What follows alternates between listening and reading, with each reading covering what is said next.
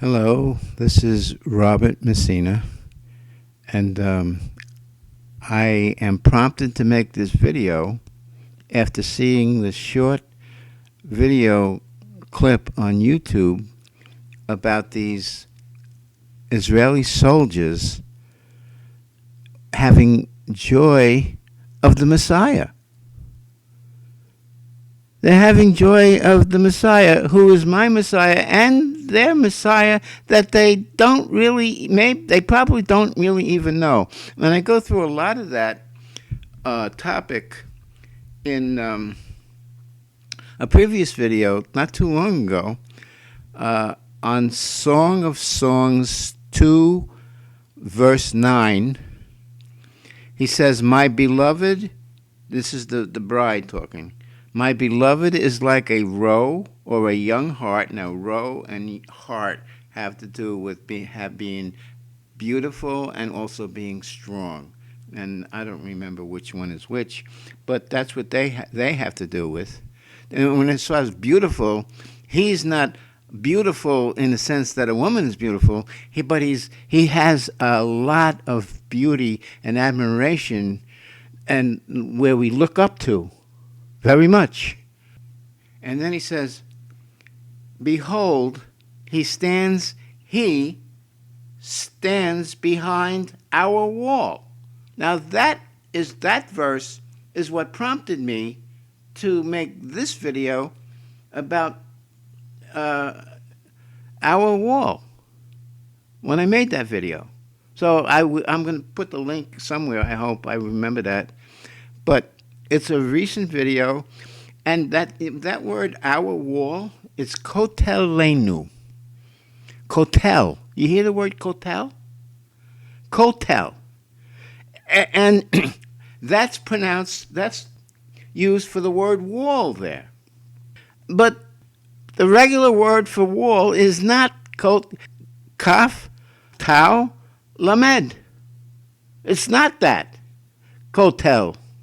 It's not. It's something else. It's a totally different word. This is the only time this word is spelled, the wall is spelled like that, and it's our wall. So what wall could it be? And look what it says. He looks forth at the windows, showing himself through the lattice. Okay, what is the lattice? The lattice, that root word for the lattice has to do with a fishing net. How does he show himself through a fishing net? Didn't Peter catch 5,000 fish? Isn't the kingdom of God like a net? Catching fish out of the sea, catching men in the way of saving them out of the condemnation. The whole idea of saving a fish is saving him out of condemnation. And if he's good, he goes into the good vessel. If he's bad, he goes into the bad vessel, because many are picked, but few are chosen. And the bad vessel is probably somebody that left their faith, lost their faith, fell away from their faith. Apostasy. It's called the apostasy. What I see is these soldiers being joyful the way the bride here, the representative of the bride, the remnant of Israel, those that know him and know his law and follow him, and he's their shepherd, and soon there shall be the twofold shall be one. So that's another. Go to that for more of that. But I want to talk more about this new battle that we just had in Israel, and there's a lot of comments relating that battle to prophecy, and it does relate to prophecy. It does, but I haven't seen anybody talk about the way I see it as relating to prophecy, and I'm going to bring that out. One aspect of this battle looks like it's coming from Zechariah, and that was what some of the people are stating, that it's prophecy coming out of Zechariah. So I just want to go over that and tell you why that isn't so, and I'll eventually get to that part, but it's towards the end. Sorry, as to what prophecy it does relate to. Zechariah 13:8 and 9. And it shall come to pass in all the land, says the Lord, that 2/3 in it shall be cut off and die, but 1/3 shall be left in it. We're going to get to what's going to happen with the 1/3 and with the 2/3 in the next chapter. But he says here, I will bring the 1/3 through the fire, and will refine them as silver is refined, and test them as gold is tested. So we get the picture of a whole lump, and the whole lump of Israel, and 2/3 of them, it says, are cut off and they die. All right, 2/3 out of the whole lump. So a third is going to be saved, and that third is going to be saved. But first, it has to be refined through the silver, be refined as silver is refined, and tested as gold is tested. The faith of these people that will be saved and will be made holy their faith has to be tried like our faith is tried, as James says. Faith is more precious than gold, and it is tried in the fire. Abraham's faith was tested. He had faith with gold, and it was tested, and he passed the test. Okay? Now let's go to 14 there, the next chapter, and it says, Behold, the day of the Lord is coming, and your spoil will be divided in your midst. For I will gather all nations to battle against Jerusalem. The city shall be taken, the houses rifled, and the women ravished. Okay? So I see that as a prophecy fulfillment of the 6th trumpet, where there are 4 major battles, one that lasts a year, one that lasts a month, one lasts a day, and one lasts an hour. Okay, so this probably takes place in the one that lasts a month, because according to Nathan, there were 2 weeks of hardship that Israel had to face, and I think he was referring to the hardship of the 6th trumpet, and this is explaining that here. All nations to battle. Isn't Israel surrounded by enemy? Nobody wants to defend them. Nobody, and they have people within Israel that are against Israel themselves, just like America has people that are ruling them, and they're really not for the people. They're not for the people. They're for the agenda of the global agenda of depopulation. Is the best word to say it. They want hardly see anybody's face. So anyway, the city taken, the houses rifled, and the woman ravished. That's probably, my educated guess is this is as a result of the 6th trumpet. Now, what's after the 6th trumpet? The 7th. Okay, so that's what we're going to go through. We're going to go from the 6th trumpet to the 7th trumpet. And in the 7th trumpet, what happens? Time is no longer. It's the time that the Lord returns. And we're going to see that comes right next. I'm not making this up. It's going to come next, right after this. Now, look at this verse that sort of like has a little bit of confusion in it. Half of the city shall go into captivity. Now that would be half of 2/3, and 1/3 died in the sixth trumpet. That's how I see it. The sixth trumpet is ended. The seventh trumpet is here, and here we are in we're in the resurrection right now, and in the resurrection we have 2/3 of the people left, and half of those 2/3 is 1/3. So half of the city shall go into captivity. All right. So we only had 2/3.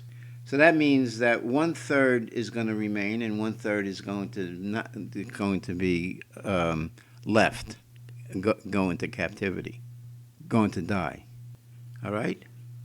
So we end up with 1/3 alive. The remnant, and this is but the remnant. See, remnant.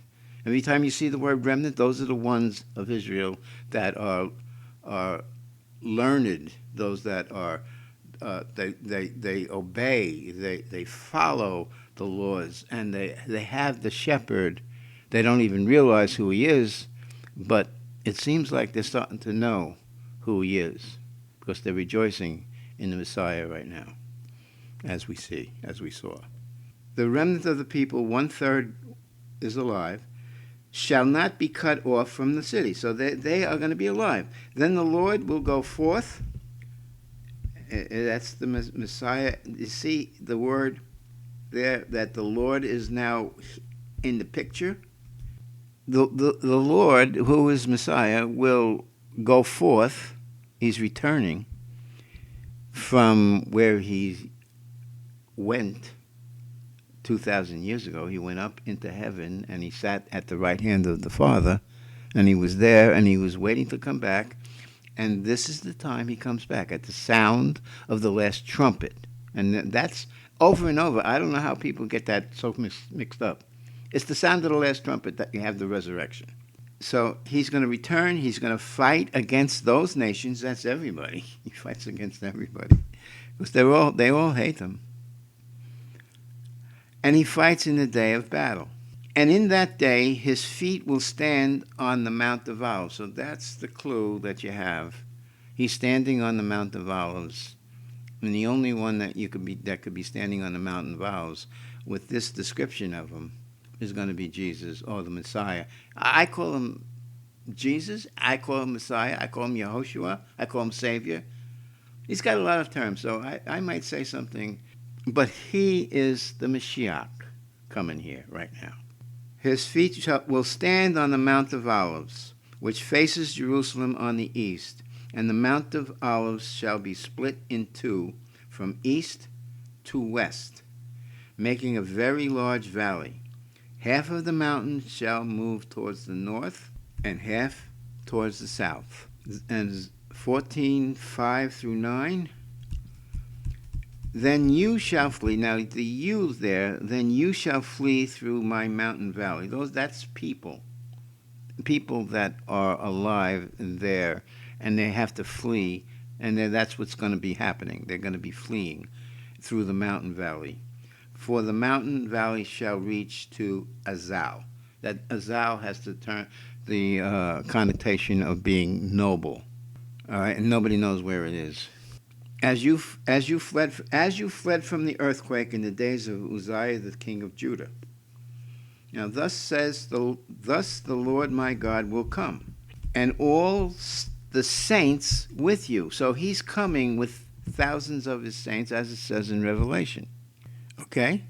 Zechariah 14:6. And it shall come to pass in that day that there shall be no light. And this is another hint that this is the after the resurrection, because after the seventh trumpet, no more light of the sun, no more light of the moon, no more light of the stars.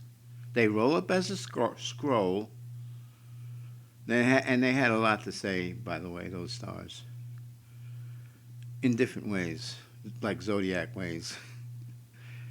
That was my first project, to learn about, and I got a lot of years on the zodiac. There's a lot to say about the gospel in the stars. There will be no light. The lights will diminish.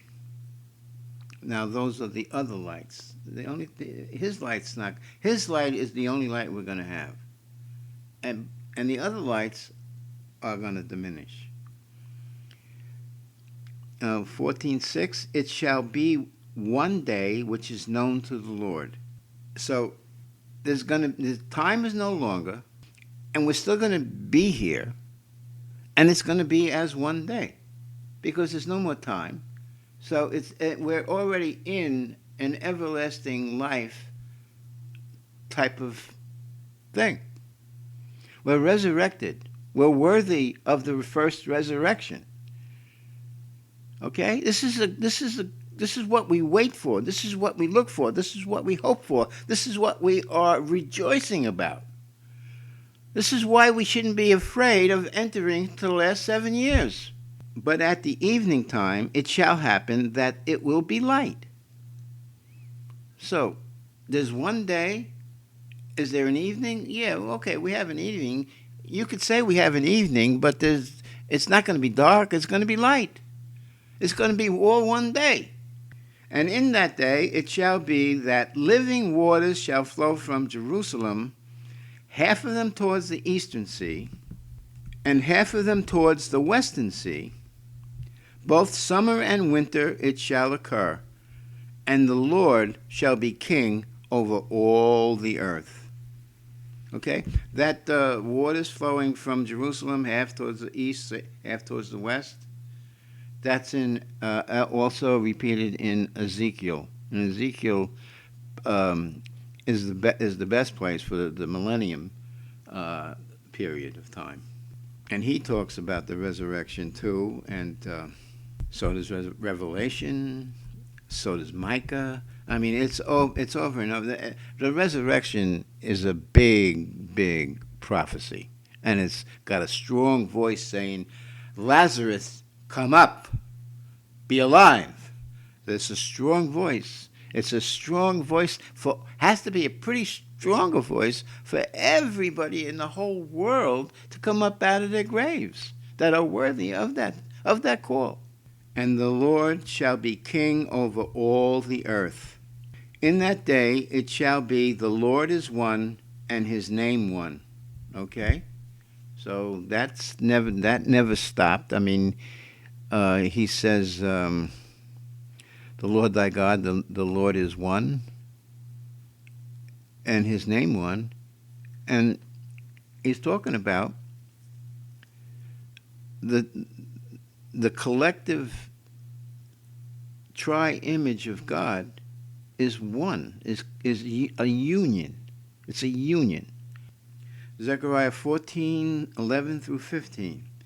The people shall dwell in it, and no longer shall there be utter destruction. But Jerusalem shall be safely inhabited, and this shall be the plague which is come to the Lord, which the Lord will strike the people who fought against Jerusalem. Now he's going to go into a plague. This is part of the vial of wrath. I'm thinking it's the sixth vial, which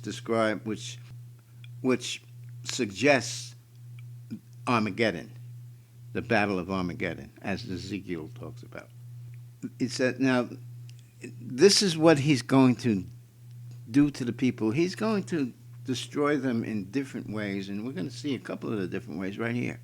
Their flesh shall dissolve while they stand on their feet. This looks to me like you guys were advocates of that atom bomb. Well, I'm going to give it to you. He who lives by the sword shall die by the sword. Their eyes shall dissolve in their sockets, and their tongues shall dissolve in their mouths. It shall come to pass in that day that a great panic from the Lord will be among them. Everyone will seize the hand of his neighbor. So that part about everybody sees, there's panic and they're seizing the neighbor and everything, and they're going to have sword against sword. And raise his hand against his neighbor's hand. See, sword against sword, neighbor against neighbor. And the wealth, Judah also will fight at Jerusalem, and the wealth of all the surrounding nations shall be gathered together.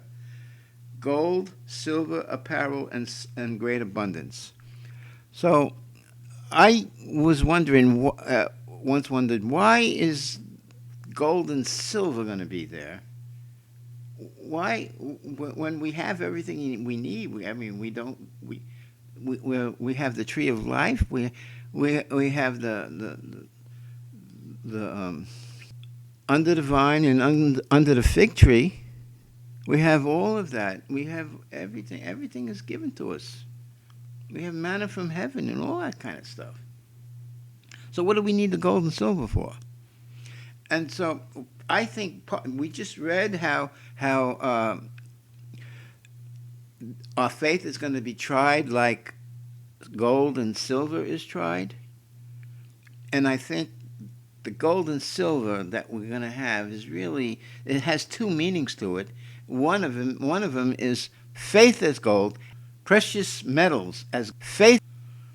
And as also, we're going to have real stuff, and I think the real stuff is going to be a bait to Gog and Magog to come and get that gold and silver, because that's what they want. They want that, so they're going to come after that. That's another reason for them to gather and come after us.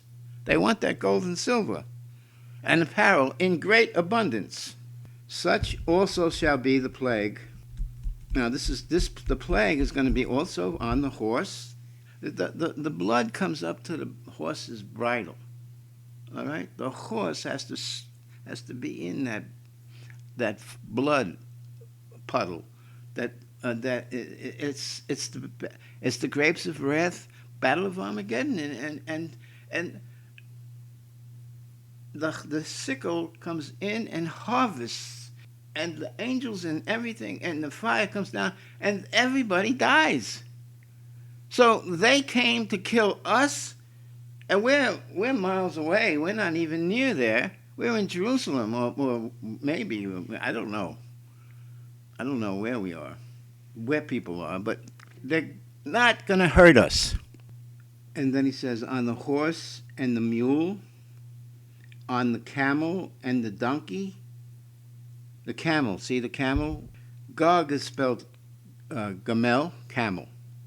Vav, and gamel, camel. And the camels, in other passages of describing the Battle of Armageddon, the camels were a multitude. So it's the camel and the donkey, and all the cattle that will be in those camps, so shall this plague be. All right, so again, it's the Battle of Armageddon, and it's not a battle that people of God are going to die in. They're going to be the ones that have to pick up the bones, because the vultures get everything except the bones. So they have to go and gather the bones for 7 months and bury them in Armageddon. All right, so now I want to.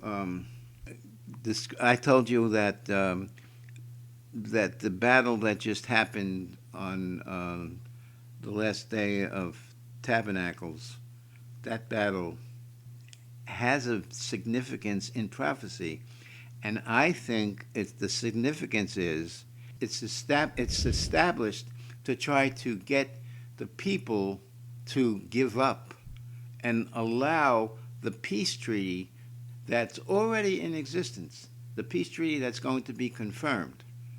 That is something they want to do, and you could hear it all over the fake news. How Palestinians have rights and everything like that, and Hamas has rights, and this and that and that. That's the enemy trying to promote that injustice is being done to Israel, from Israel to them.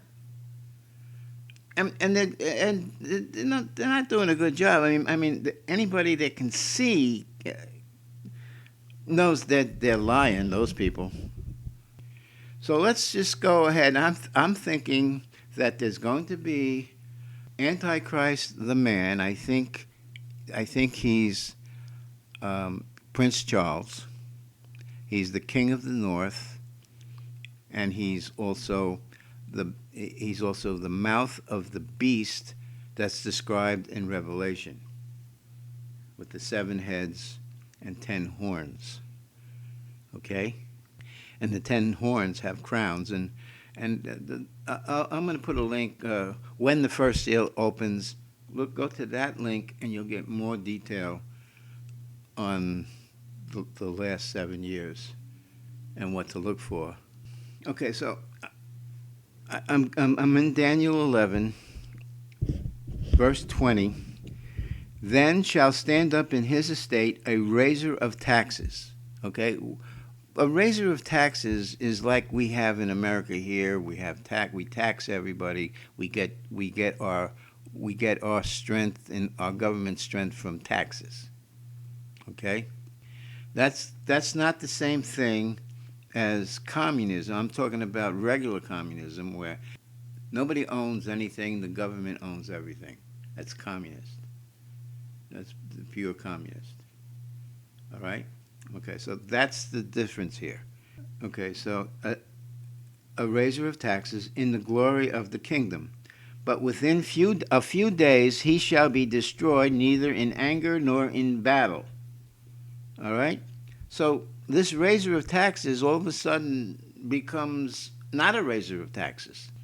He's going to be, in other words, he's going to side with the communists.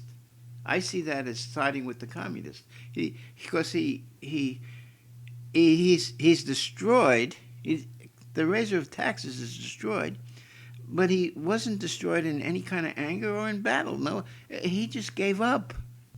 Okay, he gave up the communism. In 1917, when Russia became communist, there wasn't a battle.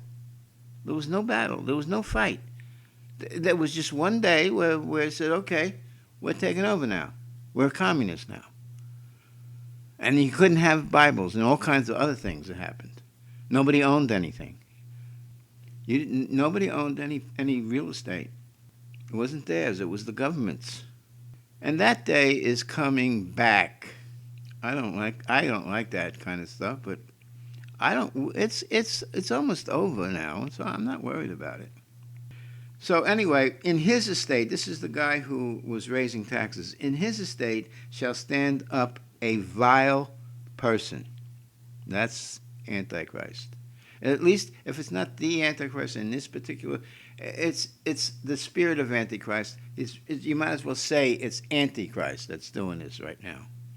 By the way, this is not in sequential order. These prophecies are going to be coming out of the page about Antichrist and the last days, and they're not going to be in chronological order. And you just have to. If I point out this is the after the 7th seal, this is the 7 vials, or this is the 6th trumpet, or this is the middle of the 7 years. There's all different parts that come flying out at you here. Okay, and in his estate shall stand up a vile person, to whom they shall not give the honor of the kingdom. But he shall come in peaceably, and obtain the kingdom by flatteries. When peaceably, so he's always got to surround himself. I'm a peace guy. Okay, he comes in peaceably. He doesn't fight. He has peace. All right. By peace they shall destroy many. And he's going to obtain the kingdom by flatteries. Now, the flatteries are the kind of a thing like, you have rights. But they don't really hold to that. that's just that. The flatteries are just a lie. They don't mean anything. They're just flattery. Is it real? Does the guy mean that? I don't know. And with the arms of a flood shall they be overflown from before him, and shall be broken, yea, also the prince of the covenant. Now, the prince of the covenant is the guy who confirms the covenant with many for 1 week. All right? There's a guy who comes that confirms a covenant that already exists, like the Oslo Accords. And that covenant is a covenant of 1 week. Why? Because the day it began in 73, and the day it ended, not the day it ended, but the day it lost its power and jurisdiction and nobody referred to it anymore. It was broken. The day it was broken. All right? So it's a 7-year covenant in that sense. And it's exactly 7 Hebrew years, and it was broken on the day Ariel Sharon went on the Temple Mount, and it started an intifada. And the guy who wrote the Oslo Accord, he said the day he did that, the ice broke. It was always on thin ice, but the ice broke that day. It's broken. Now, it's still there. It still exists, and sometimes it's referred to. And as a matter of fact, the whole thing about southern Israel being struck by those rockets, that whole thing was done so that for the purpose of getting everybody upset in the world and taking sides, who loves Israel, who don't love Israel, in all kinds of ways like that. And everybody's going to say, oh, okay, if you're going to give us peace, we'll take it. That's what they're leading to. Because they're against peace. They're against peace because the people that they want to give the land to, and the land's already divided, by the way, the people that they want to give the land to and sovereignty to, don't think of them as people that belong there, and they think of them as somebody that has to be rid of, as enemies that need to go. So that's the prince of the covenant. And after the league made with him, now there's a League of Nations was made before the United Nations. First, before the United Nations, you had the League of Nations. That's what I think that league meant. I remember I said it's not chronological and stuff. He shall work deceitfully, for he shall come up and shall become strong with a small people. Now, why does he have a small people? Well, King Arthur's court, how many did he have? It's that kind of a thing. He has a circle of people, and the small people is called the deep state. Sometimes it's called the CIA. Okay, the CIA, FBI, the DOJ. All of those are, and they're disguised. I mean, I hate to say it. That's just how it is. I'm not saying to go in there and kill them. They have their part. The wicked have their part. The snake has its purpose. But Moses had his snake that ate their snake. And that's what's eventually going to happen. Okay, and then here it is. He shall enter peaceably, again, even upon the fattest places of the province. And he shall do that which his fathers have not done, nor his fathers' fathers. He shall scatter among the prey and spoil the riches, and he shall forecast his devices against the strongholds, even for a time. So this idea of scattering among the prey the spoil and the riches. The other guy was raising taxes, taking from them, and he is doing what his fathers haven't done in the past. His Antichrist fathers, the spirit of Antichrist fathers, and he's making it commonwealth. You hear that word, commonwealth? Communist, commonwealth. And he shall forecast devices against the strongholds, even for a time. So is he forecasting the devices? Of course. On both sides. He wants a battle on both sides. And he shall stir up his power and his courage against the king of the south. Now, the king of the south. So far, we're talking about the king of the north right now. Okay, Antichrist, the man, and his entity is the United Nations. Let me see. All their countries are on the north. Let's see. You have Russia. By the way, Russia is with Iran. Both of them are names of nations that come that are led by Gog, of the land of Magog. The land of Magog is the United States, and Gog is according to Nathan, is former President Obama. So it makes sense. So Magog himself was a descendant of Noah, a grandson of Noah, and his people lived in the upper northeast, and in the passage of time, they migrated to the Anatolia Mountains, and there was a DNA study that compared the Anatolia Mountain people near Mongolia with American Indians, and there was a pretty good match, a pretty good resemblance match. And again, if Gog is Obama and he's president of the United States, Gog, the land of Gog, Magog, is got to be United States. So that makes sense. That part makes sense to me, anyway.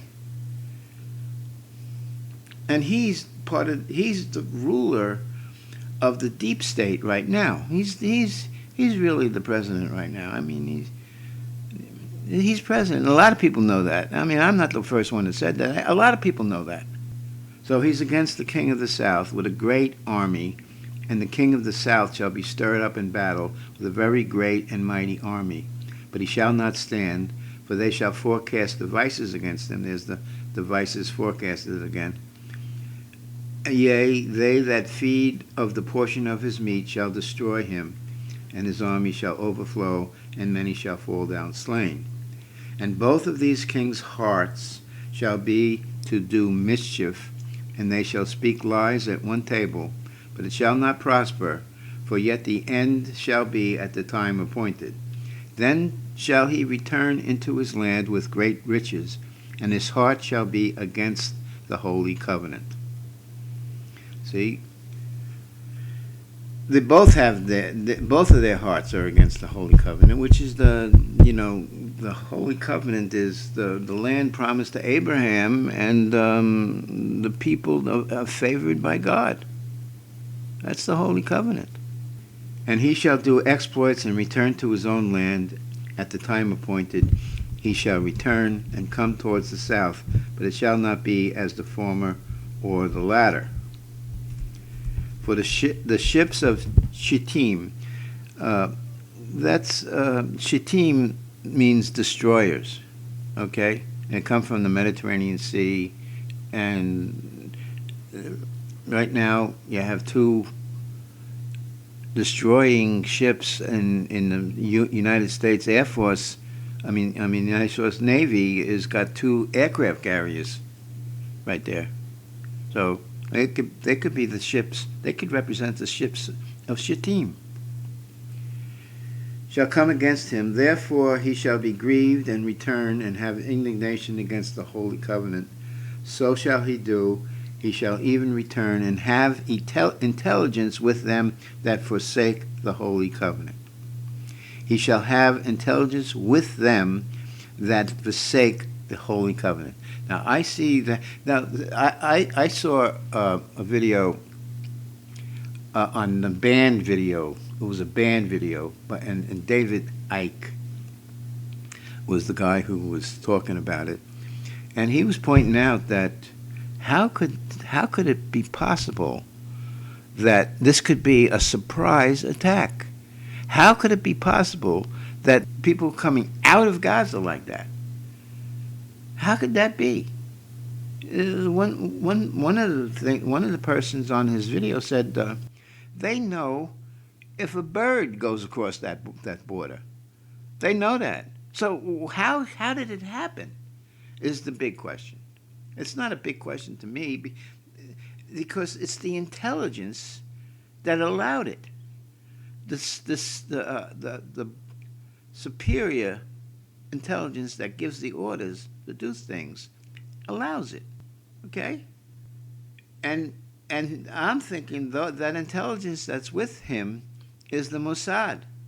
Okay? Because Mossad, if Mossad is compromised, they are compromised in the way that they are forsaking the Holy Covenant, and that's with them that forsake the Holy Covenant. But I don't see too many things bad that the Mossad do, but I do think that David Icke is right about this, that this was not a surprise. This was known on both sides.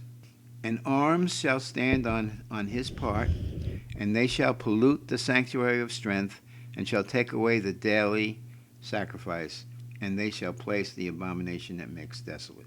Okay, so right there, that verse that I just read there,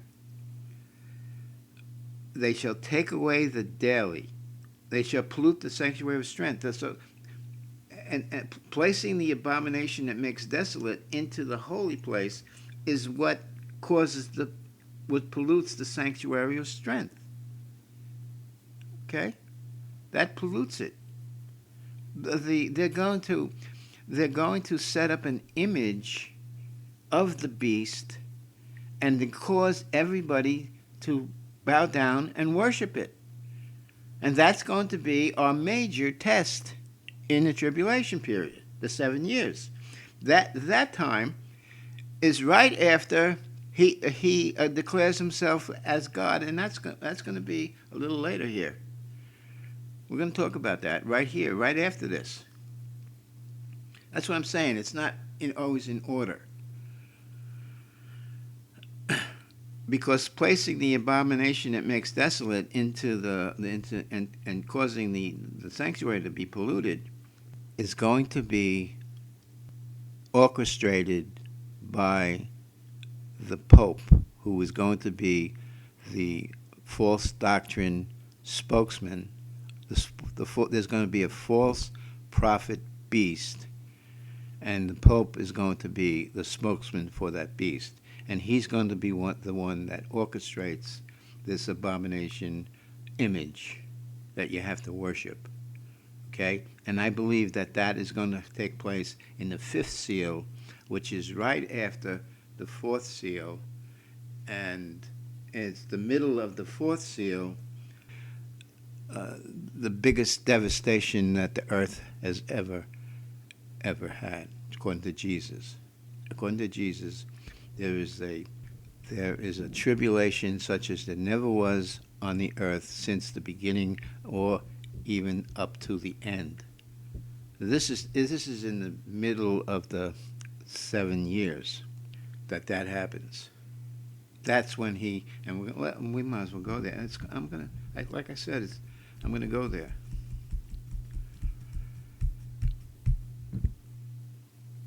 And such as do wickedly against the covenant shall he corrupt by flatteries. There's your rights again, and telling everybody that they have rights, but they don't. But the people that do know their God shall be strong and do exploits. And 33, and they that understand among the people shall instruct many, yet they shall fall by the sword, and by the flame, by captivity, and by spoil many days. See, this is we're going to be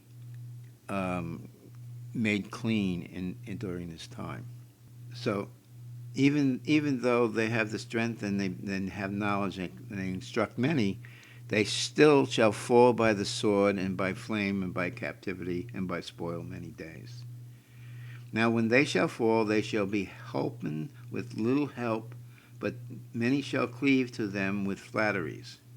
In other words, the flatteries are also trying to get them to fall. And some of them of understanding shall fall, to try them, and to purge, and to make them white, even to the time of the end. So remember, the white robes were given to those that was the souls under the altars. They were souls under the altar because they were sacrificed for the Lord and they didn't deny his name. They were given white, even to the time of the end. So you see, it's the time of the end there. Because it is yet for a time appointed. Daniel 11:35. And the king shall do according to his will, and he shall exalt himself and magnify himself. This is the part where I'm saying that he exalts himself, and this is going to cause the great tribulation. And if it was not for the days are shortened, because otherwise, if the days weren't shortened, no flesh shall be saved, according to the great destruction was going to happen. But he shortened the days, so they didn't have enough time to kill everybody. Everybody was about to die, though. 35 again. And the king shall do according to his will, and he shall exalt himself. By the way, you remember when he says, he who lets will let until he's taken out of the way? Well, that's when this king will do according to his own will. He's going to have complete control over his own will, and his own will is to do as much destruction as his own will is the same as Satan's. Imagine you have demons against you, and you can't do anything about it because there's no Holy Spirit that's helping you anymore. Well, that's really what he's talking about. There is still going to be a Holy Spirit, and he's still going to be there, but he's still going to fight for you. You just won't see him. But believe me, he's going to be there. He's there, even to the end of the world.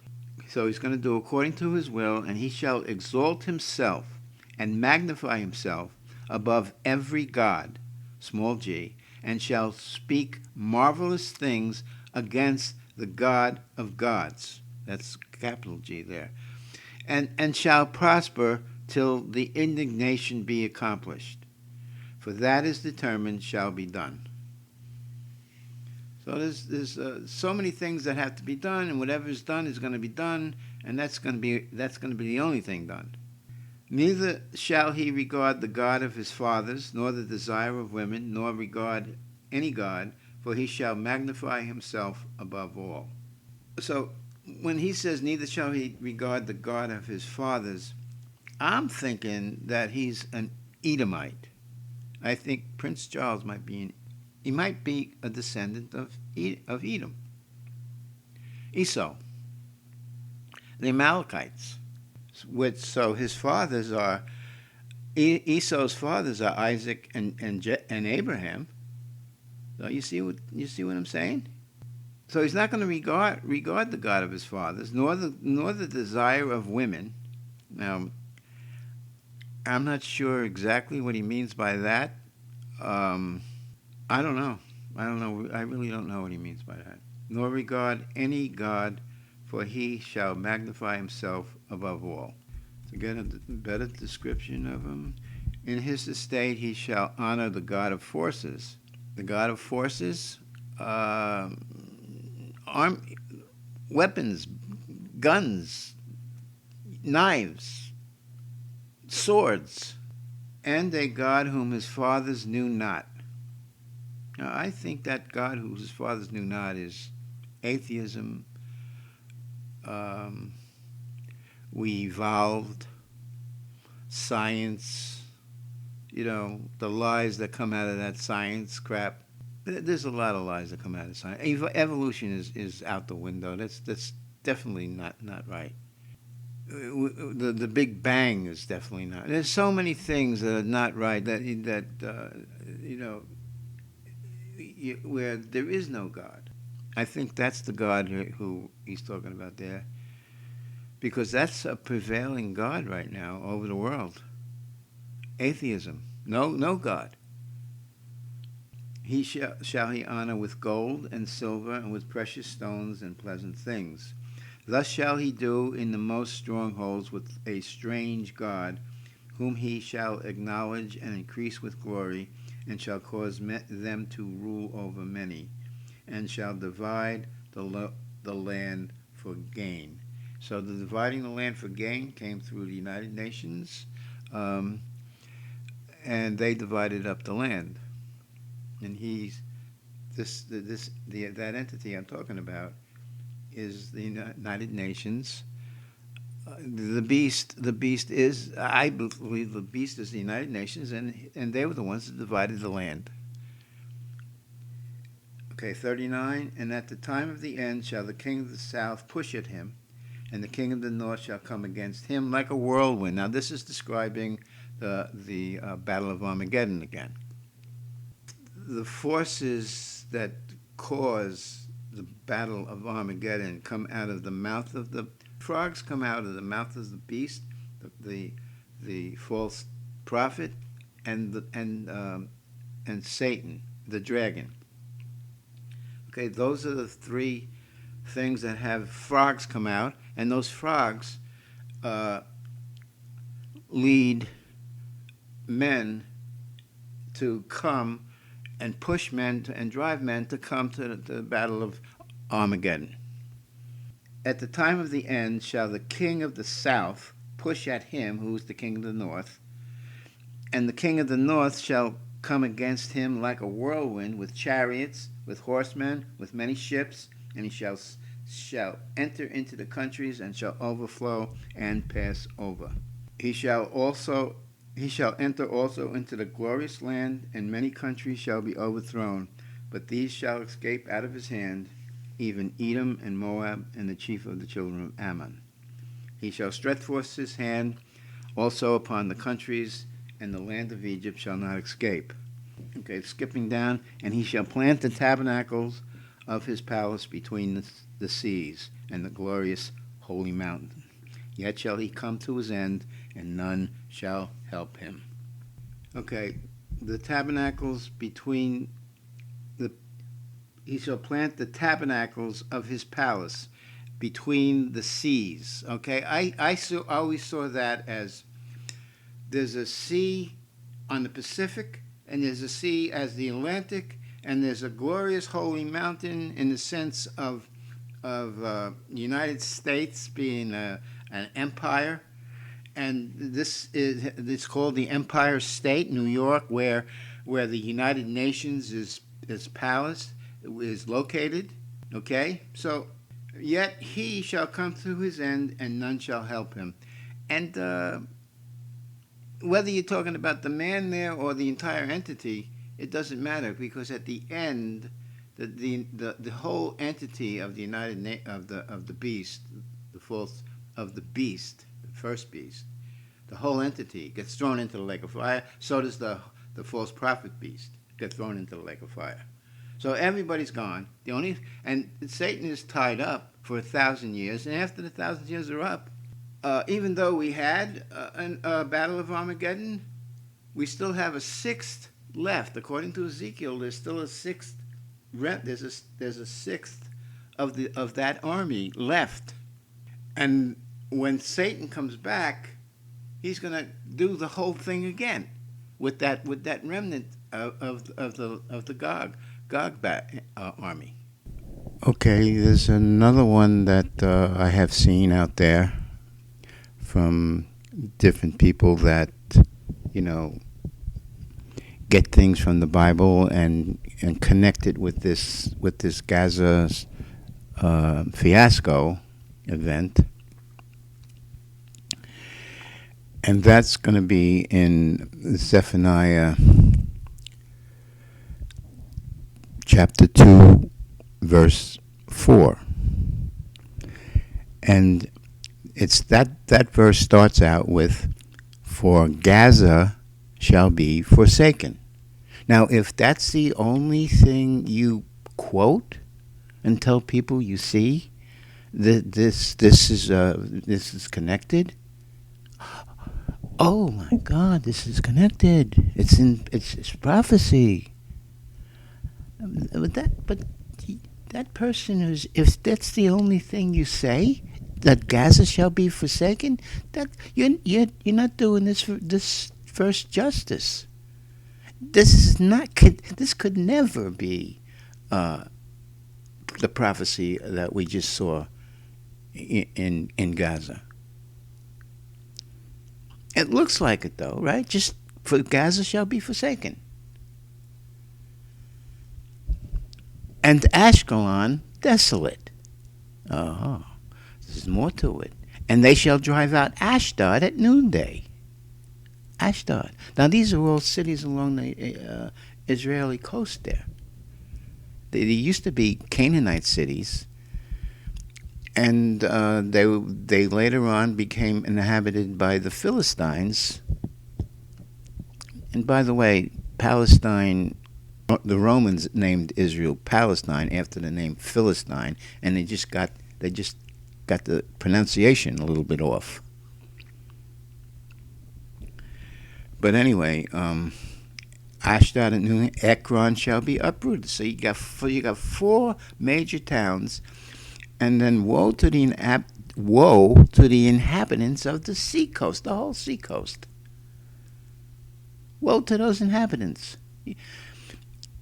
Can you at all imagine between now and the time that we enter into the last 7 years, first seal is opened? Between now and then, do you think that this is going to happen? All of the inhabitants of the seacoast? And I'll go on here. The nation of the Cherethites. Okay, and I looked that up, and the name of that is executioners. They are called executioners. They were actually members of David's. They were foreign, but they were guardians ruled by David that for protection, different kinds of protection. They used them, and they're throughout the times of David that they're mentioned. They were called executioners. And then he says, "The word of the Lord is against you, O Canaan, land of the Philistines." So you see, this is not against Israel. O land of the Philistines, I will destroy you. Now this is the Lord is going to destroy them. So there shall be no inhabitant, the seacoast shall be pastures. So that's the part. Now, could you imagine all of the seacoast pastures from between the time now and the time the first seal opens and we enter into the last 7 tribulation years? No, it's not. But there is a spot in the last 7-year tribulation period, which is the millennium time. In the millennium time, when all of Israel is going to be the Lord is going to live with us. That's going to be, and it turns out that he's going to make the pastures, he's going to make pastures for the sheep, because they're going to have a lot of cattle, because they're going to maintain the law, and the law requires a lot of sacrifice of cattle,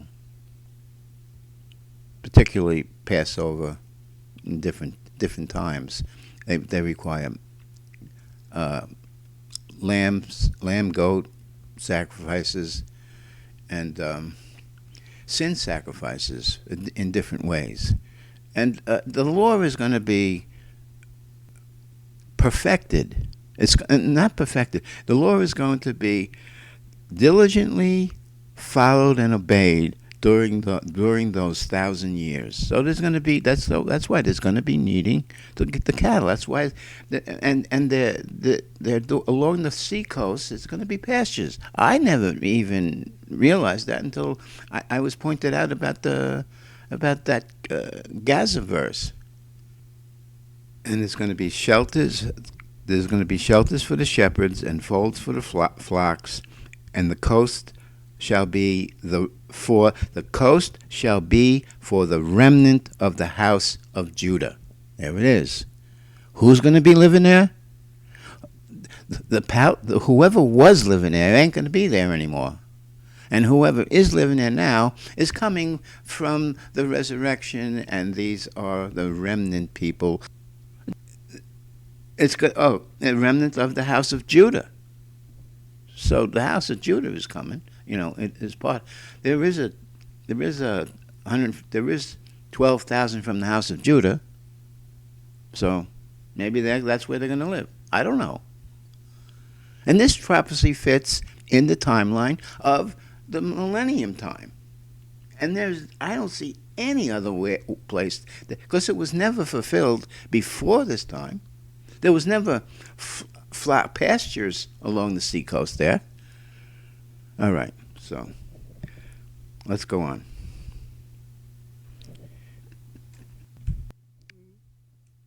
I just wanted to give an ending to this thing, and part of the ending, make a comment on the Antichrist man saying that he has no desire of women. All right, I did have a comment, but it was a lengthy comment. I didn't want to interrupt the flow of the narrative that I was on. So I just said, I don't know. And I still don't know, but I have thoughts. Well, let's just repeat that verse. He says, neither shall he regard the God of his fathers, and I said Isaac and Abraham for his fathers, nor the desire of women. And I said, I don't know. And I have the feeling that he doesn't have a desire of women, because think about the setup. The setup is he is the Antichrist man, spokesman, leader of the entire entity of the Antichrist beast. Okay? He's the king. And he blasphemes in the middle of the 7 years, and he dies. All the evidence is that he's killed at that time. So he's dead. All right? After the seventh trumpet and the millennium begins, before the millennium begins, the Antichrist beast and the false prophet beast, spokesmen and all, are thrown into the lake of fire. Okay? So they are not there. So that means that the husband, don't forget, this woman, the mother of harlots, rides upon a scarlet-colored beast, which is dragon color, with 7 heads. And this is the last head, and she is basically married to each of the kings of those 7 heads. She's married to them. But it seems like these two have a mutual affection where they don't really care about the other one. And I'm going to point those two things out. When they're describing him as he doesn't have a desire for woman, he doesn't have a desire for mystery woman Babylon, who is his wife. Basically, all the 6 kings before him had her as his wife. That's how I see it. I'm telling you my thoughts now. And she fornicates with the kings. So what is she going to do with the king of the empire that is her head at the time? That's where I'm getting that kind of thought from. Okay, but she's fornicating with all the kings of the earth. But there, in this particular scenario, there's 10 horns, and upon the horns 10 kings, and those 10 kings have a hatred towards her. So that's not only the spokesman of the beast, also the 10 kings of the 10 horns of the beast hate her. And that's written that they hate her. Revelation 17:16. And the 10 horns which thou sawest upon the beast, these shall hate the whore, make her desolate and naked, and shall eat her flesh and burn her with fire. So there's hatred between the 10 kings, and there's hatred between the main king that blasphemes in the middle of the tribulation, the middle of the 7 years, causing the biggest tribulation the world has ever seen. So anyway, he's dead, right? He's dead, and the other 10 kings don't like her, but she represents the lust of the world, and we're supposed to come out of the world. Let me just read Revelation 18:4, which is important. The reason why I'm bringing that up, this is an important verse. And I heard another voice from heaven saying, "Come out of her, my people, that ye be not partakers of her sins, and that you receive not her plagues." See? So the church, the name Ecclesiastes, the name church, eventually comes down to called out. And this is the calling out right here. It's in Revelation 18:4. Come out of her, my people, that you be not partakers of her sins, that you not receive her plagues. If you are a resident of her city, as a woman, your mother is a harlot. Don't be like her. Come out of her.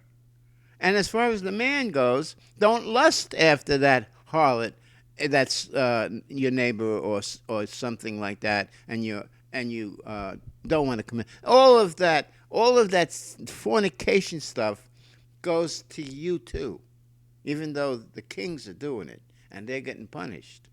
For her sins have reached unto heaven, and God has remembered her iniquities. Now this is where she's being judged. This is the 7th vial of wrath. Okay? All the other vials didn't have anything to do with her, but she's being judged now at the end. And we're told, reward her even as she rewarded you. Double unto her, double according to her works, in the cup which she has filled to her double, how much she has glorified herself and lived deliciously. So much torment and sorrow give her, for she says in her heart, I sit a queen, and am no widow, and shall see no sorrow. So we're supposed to give her all the judgment because she says that. And what she's saying right there, though, she's not a widow. I sit a queen by myself, and I'm not a widow. The king that I was married to is not my, he's not here, but I'm not a widow because I never really was married to him. I have no feelings to that man. This is what basically, to talk to you about, how it would work on earth. And I shall see no sorrow. Nobody is the judge of themselves. the judge says, you're going to see sorrow, and she's judged. This woman is judged, and she's no more, basically. Now I want to go through some takeaway points of the main thing I wanted you guys to know. You have the 7-year tribulation war events. When I want to highlight, whenever you see a war and you think it's revelation, think again. Because if the first seal hasn't opened yet, it's not a war that Revelation is talking about. It's not a war that the tribulation week is talking about. A war before it begins doesn't work. And and any war that happens, there is no war that happens after it. All the wars are described in it, in Revelation. The last 7 years has a 7th trumpet. After the 7th trumpet, there's no more time. So it's a little different then. Because 1,000 years can happen in that time when there's no time. The wrath, the vials of wrath, no time. They can take as long as they want. And I say that because otherwise it doesn't work. And time is no more after the 7th trumpet. I want to highlight war events that do happen in the 7-year tribulation period. Now, the first seal has a white horse that conquers with a bow. So there's probably this, as a matter of fact, this strike on Israel is probably a foreshadow of the kind of events that's going to happen with after the first seal starts. When the man on the white horse, as a false Christ, which is supposed to come before the true Christ comes, so his white horse, they both have white horses. So this event, the way I see the Antichrist conquering, but he has a desire, a strong desire, to confirm that covenant that exists already. Okay? He's got a strong desire for that. How's he going to do it? And the strike on Israel from Gaza rockets towards southern Israel, and all the damage that was done, all of that is to create, okay, we'll sign, tell me where to sign. I want peace here. I don't want this anymore. This is devastating to me. Those are his tactics, I think. All right, so that was the essence of what I wanted to tell you.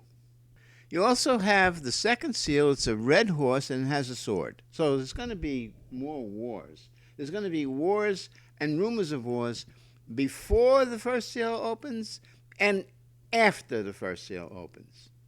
And the second seal starts wars. It's got a rider. The horse is red. It has a rider with a great sword, and it's commonly interpreted as war, especially when it lines up with the way Jesus talked about the signs that are going to happen. And he said, first he said false Christ, then he said wars and rumors of wars.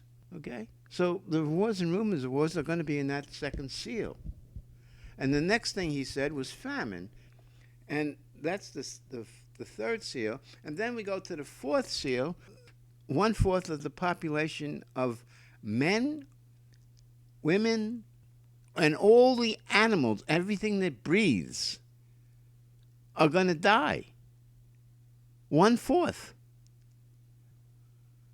But anyway, 1/4 is going to die.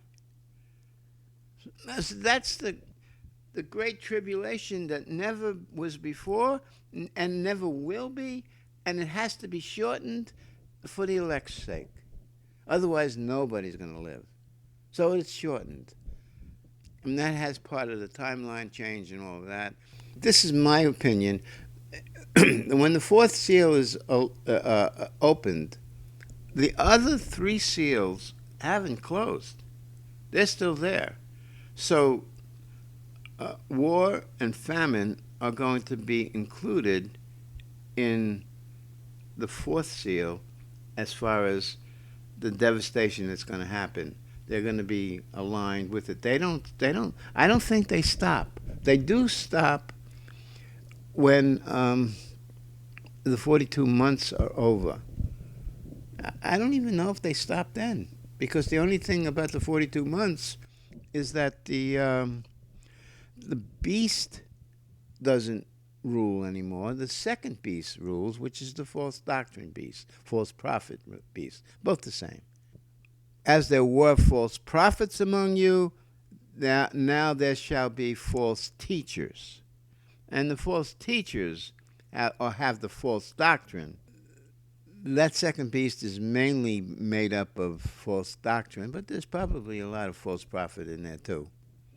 Because it's not only the Catholic Church, it's not only the Pope, it's not only the Catholic Church, it's also anybody that deals with false doctrine. You deal with false doctrine, you better watch out. It's not a good thing, because the false doctrine beast goes thrown into the lake of fire. That's why I say you better watch out. You might get by because you didn't understand or something like that. You might have mercy from God. But you can't teach false doctrine. And that goes to me too. And that's why I'd rather not do this. What I'm doing right now, I'd rather not do it, because if God forbid I say something that's wrong. And I'm wrong. I'm a false teacher. Oh my God! I'm trying to tell them not to be, and I get thrown into. Yes, I pray a lot before God to make sure that whatever I send out there is true. Is okay to say, because otherwise nobody would teach. If they tried to obey that law, and I prefer not to teach for that reason. Okay, so the fourth seal is the pale horse, with death and hell following, 1/4 die. The sixth trumpet now is another. The sixth trumpet, it has 1/3 of the earth dying in war. 1/3. Now, if you want to say if you want to put a label on World War III, that would be probably the best label, best war. But there's 4 of them. And nobody's saying how big each one is. But there's 4 wars. There's a war that lasts for a year, a war that lasts for a month, a war that lasts for a day, and a war that lasts for an hour. But nobody knows the day or the hour of those last 2. Because after those last 2, the 7th trump opens after the 6th trump is finished. Let's put it like that. And then the 7th trumpet, what happens at the 7th trumpet? You have mainly you have the 6th vial of wrath, which describes Armageddon. It's got the word Armageddon right in that description of the 6th vial of wrath. The Battle of Armageddon is something that is good for us. Anything that's happening in the vials of wrath has no effect on the resurrected, worthy of the resurrection, first resurrection. They're in the book of life, otherwise they wouldn't be there. So anybody in the book of life is also going to be one of the members of the bride that's going to be New Jerusalem, the city coming down from heaven. That isn't even described.